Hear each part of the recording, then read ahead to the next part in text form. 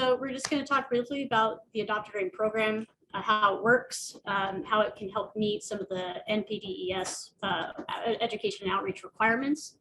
So we're going to just talk about the multi-jurisdictional group in the cities that have come together to help promote this program, and then talk a little bit about how to participate if it's something you think that your jurisdiction, city or county might be interested in participating with.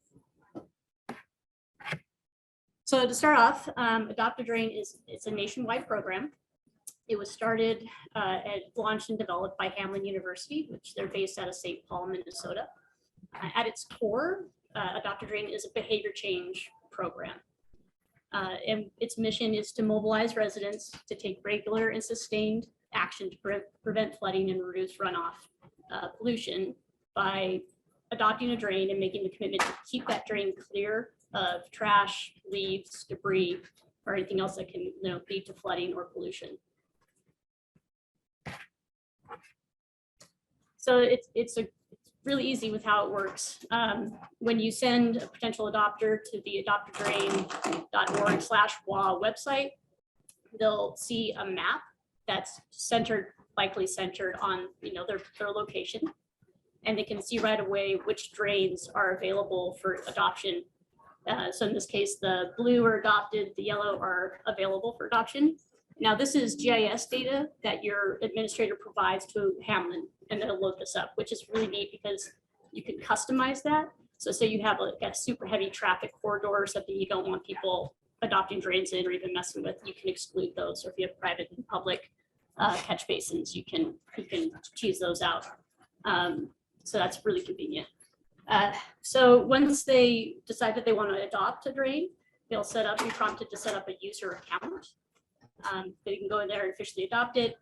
They get all their information set up, and that's how they can start tracking the type and quantity of debris that they're collecting. They can also keep track of what's happening regionally for the whole state and see how they're adding to that cause. So after they've set up their user account and they're all signed up and hopefully cleaning their drains, they'll get a welcome packet sent to them in the mail. Now this is a customizable packet. It's something that you can have Hamline send out for you, or if you can do it in-house, you can do it yourself. I find it's very convenient to have Hamline send it out for us. So the packet includes a brochure with basically tips on how to get started. It goes over what you're looking for, what could be sources of pollution, how to clean the drain safely, and then what to do with that debris once you've cleared it. So, and also track it. So recyclables, go to recycling, leaves, yard waste, landfill, or yard waste, and then trash in landfill. Then they also get with that a letter, a welcome letter that is customizable for your area. It provides information on the program, what's expected of them as far as a commitment to, hopefully twice a month, clear their drain. And then it also contains local contact information.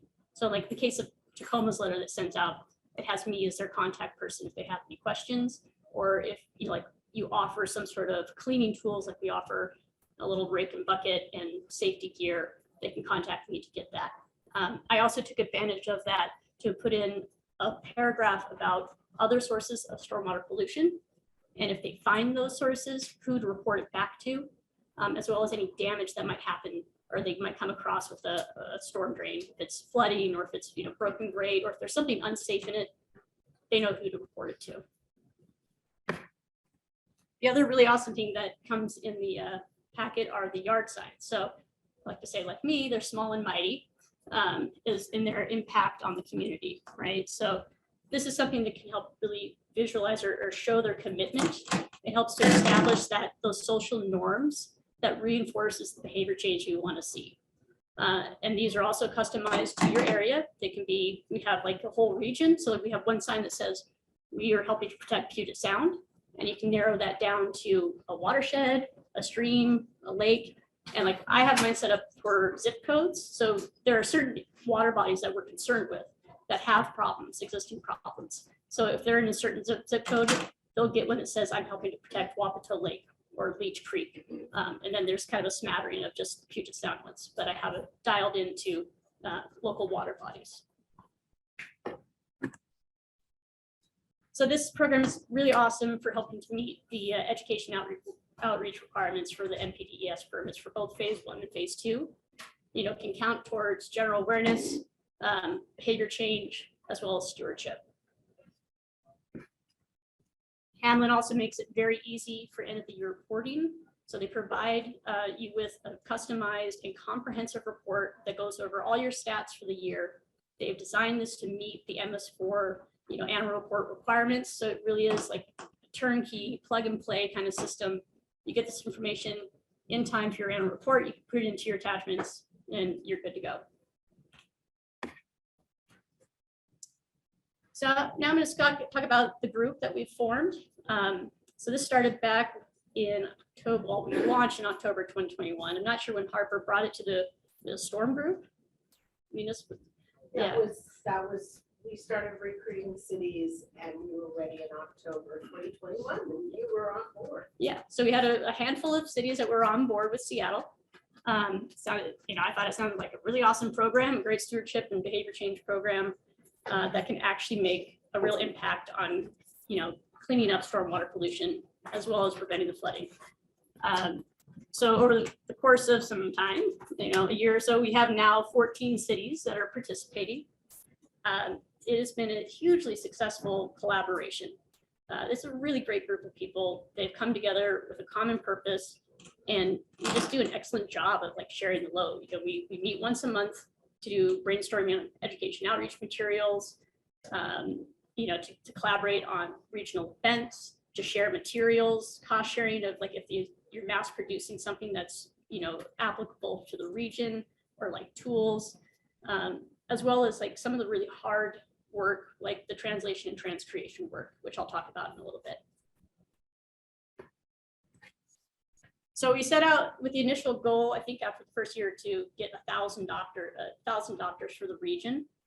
And so far we've been really successful with that. For still being new and in its infancy, we're doing pretty well. So it's something we should all be proud of. That's everyone that's in the room here, that's part of it. So currently we have just a little over 1,000 adopters, with almost 2,000 drains adopted and over 12,000 pounds of debris that have been, you know, cleared and reported and tracked. So now you might be noticing it's like we have just a little over 1,000 adopters, but we have almost 2,000 drains adopted. And that's because we found that we have single adopters that are adopting multiple drains. And one of the reasons this is happening was this unexpected drain naming competition that started once we launched the program. This took off like wildfire, and it wasn't us, it was just our adopters. And they started getting more and more creative with naming drains. And I found in Tacoma, when I was looking at my adopters, it was one person that started, and then she started naming, and then she got her neighbor to start naming. And then the neighborhood council started naming. So now they've got this like 1 mile square area of drains they've adopted and they're cleaning so they can name them. And you know, they came up with some really cool creative names. Kurt Codrain, Sir Drains a Lot, Hermione Dranger. One of the funny, more scandalous ones was the Stormy Granules. And this is a continuous thing that keeps on going, and it really helps us with the promotion as we're pushing this out on social media. So one of the things I mentioned, the benefits of this group working together, is some of this work with like, well, we want to make it more equitable, more inclusive, right? We know we need to do that. A lot of that is with translation, not just translation, but transcreation. So we're starting with Spanish, again, with Seattle leading the way. We're working with some local consultants that are helping us with media production and then testing that media, right? So it's one thing to just translate. It's another thing to take it into the community and get their opinion and see how it actually represents them. And we've really learned a lot from this. One of the things is storm drain wording. You know, there are a lot of different terms for a drain in Spanish, and it doesn't necessarily reflect what a storm drain or a catch basin. Another thing was in the sweep up, rake up, pick up logo of Adopt a Drain, there's a lot of exclamation points. That doesn't come across as well. It seems a little too emphatic. So it's another thing we're going to have to pay attention to as we go forward with this. And then also just getting the community's input on how they feel about being a part of the program. So one of the hesitations was hesitant to give personal address like information for fear of like government retaliation. That's a legitimate concern on their parts. So that's something we need to like look into as far as making it a little bit easier or more comfortable. And then also confusion about Puget Sound and just that connection to what Puget Sound is as a water body. It's not referred to as Puget Sound like it is, it's just referred to as the sea. So making that regional connection and establishing what that is. So one of the things we're doing next for this effort is we're about to send out a survey to 200 in-language speakers. And it has questions like this, which is really important. It's like, picture, how do you refer to this? What do you call this? What do you call oil and water that's going down? So we can actually narrow it down to what will resonate with community. So at this point, Tally's gonna take the next slide. All right, good morning, everyone. Is everyone ready for a full day of talking about stormwater? I am. All right, so I'm going to talk about the 4 different ways that we regionally promote Adopt a Drain. We use social media. We have a video that was modified specifically for Washington State. We promote the program through city newsletters and also events. All right. Adopt a Drain WA has 2 platforms. We have Instagram and Facebook. Each jurisdiction rotates posting to each platform. So each jurisdiction is posting twice a week, every month. So this is an example about how regionally that we come together. Christy Cox in Bothell, she posted this. We had 999 drain adopters. And so she said, who wants to be the 1,000th drain adopter? And so shortly after she did this, we got our 1,000th drain adopter. We learned when someone signs on to adopt a storm drain, they're asked a question, where did you hear about the program? We learned that 23% of people learn through social media, which is the highest way that people find out about the program. So we also will run messaging on our platforms when there's like a big rain event in the forecast. We'll say, clear your drains to prevent flooding because there's a big rain event in the forecast. All right, so I tried to have this video embedded in here, but of course this morning it didn't work. So this is the video that Hamline developed and was modified for Washington. So I am going to play this on YouTube. Consider the storm drain. Tucked away in the margins of our streets, these openings were designed to prevent flooding and carry rainwater from our roadways to our waterways as quickly as possible. Unfortunately, they can also serve as an unfiltered pathway for leaves, trash, and other debris. When this stuff reaches our creeks, lakes, rivers, and Puget Sound, it pollutes the water and creates a dangerous environment for us and everything that depends on it. With over 200,000 drains in the Puget Sound, our waterways are suffering from an avalanche of debris. Even if these items don't go down the drain, rain can extract harmful chemicals and bacteria and wash them into our creeks, lakes, and rivers. But by adopting a storm drain and keeping it clean and unblocked, we can reduce flooding and the amount of unwanted material it takes in. We can rake up and compost leaves, and sweep up polluted sediment, fertilizer, leaves, and grass clippings. We can pick up trash and any lawn ornaments left by our pets. And clearing the drain of leaves and debris can minimize flooding, so we can help keep our community safe for both cars and people during those rainy Pacific Northwest months. By extending our yard work beyond our lawns, we can all help keep our waterways clean and healthy. I really like the simplicity of that video. And it was also translated into Spanish and shown in the focus groups that Sarah discussed earlier. All right, another way that we promote the program is in city newsletters. This is an example of a write-up we did in City of Redmond's e-news. Also, jurisdictions sent it out. This went out to about 11,000 email addresses. And then once someone clicks on this, it takes them to the Adopt a Drain website. Events. The great thing about events is we get real-time signups. I'll bring like 2 iPads and ask folks to log on and type their address in, and then they can choose the their adoptable drains in the moment.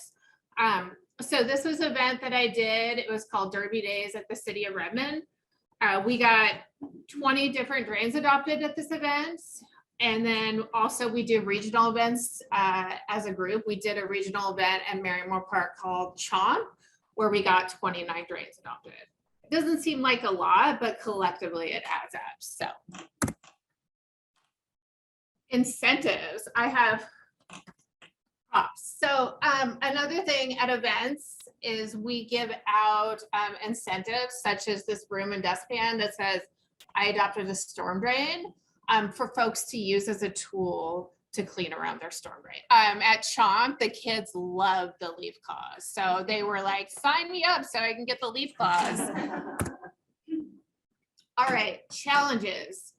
Hamlin does an amazing job at this program. So I really had to scratch my head when I was thinking about challenges.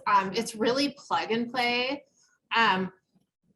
But I did come up with a few. So one thing is adoption plateau. When we launched the program in October of 2021, we had so many drains adopted. I think we had 80 drains adopted in the first month, which was great.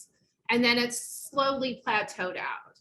So we looked for creative ways to promote the program. This right here is an H sign or a political sign that I placed around adoptable drains in an elementary school.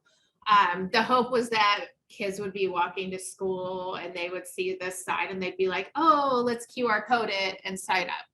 We didn't get one drain adopted with this campaign. Sarah talked earlier about opening up the program to a diverse audience. And then another challenge that we have is getting followers on social media. So we have 233 Instagram followers and 94 followers on Facebook. So if you guys all wanted to get out your phone right now and follow us, it would be greatly appreciated. It's at Adopted Drain Law. Okay, so now down to the nitty gritty of how to implement the program. So it isn't entirely inexpensive, but compared to what it would cost for your staff to do this from scratch, I feel like it is a huge cost savings, not to mention time. It is very convenient. So the annual membership is based on population of your city. So I put, for this example, a population of 213,000 that distributes 100 signs a year and the welcome packets. It comes out to about $10,000 a year. That is very customizable. So Hamlin is also really great about adjusting your scope to meet your budget needs. So say you can print your own letters, print your own signs. Maybe you've got graphics in-house that can do that cheaper, and you can mail them out cheaper. That cost comes down. So it really, and that cost can also go up if you want them to they can send out your leaf claws, and just completely do everything for you. And then, another thing with, so the materials, for the signs, if they aren't used, one year you have 80 adoptions and the next year you have 200 adoptions, those materials roll over, and then you always have the option of adding on new materials and new promotional materials along with the group. We're always coming up with new things. Oh, and then last thing, a lot of jurisdictions are using capacity grant funds. I know Tacoma is, which is really helpful to help pay for the program. So then we just have our contacts for participation. Hamlin University, Tracy Frieden, Ann Z is in the office. We're not in the office. Is in the audience today. Or you can come up to any one of us and ask about the program. We also have an onboarding group, a subgroup that's part of our regional group that you can talk to, and we'll be happy to give you information.